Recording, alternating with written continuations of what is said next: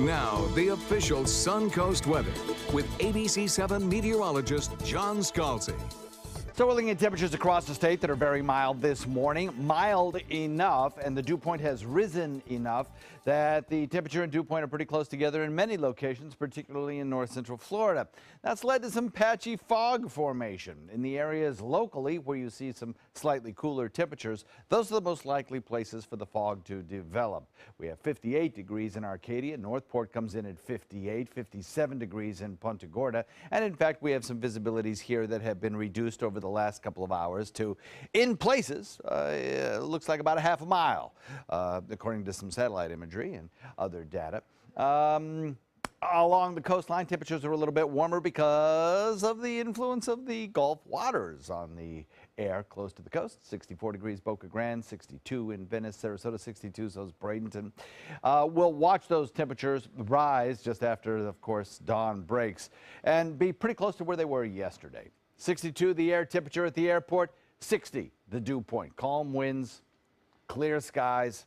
Combination of those factors, of course, leading to that potential for fog that'll be here tomorrow as well. So we have an offshore wind flow again today, a general easterly wind flow. That's a warming wind for us, and again, our temperatures will run slightly above average.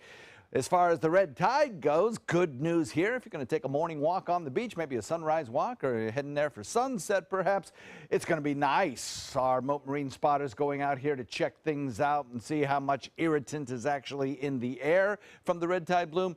Didn't find any at any of the area beaches, so that's good news. The latest sampling reports from University of South Florida did find some locations with moderate amounts of red tide in the water, particularly around the Ringling Bridge. But other places, concentrations very, very low at most locations, in fact. So good news on the red tide front.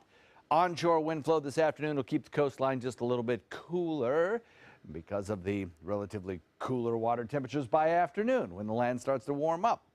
Across the region, dry conditions prevail. In fact, we really do need some rainfall.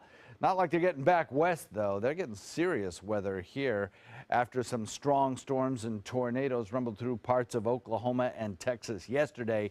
That same line continues to press eastward today, now bearing down on parts of Dallas, soon into Houston.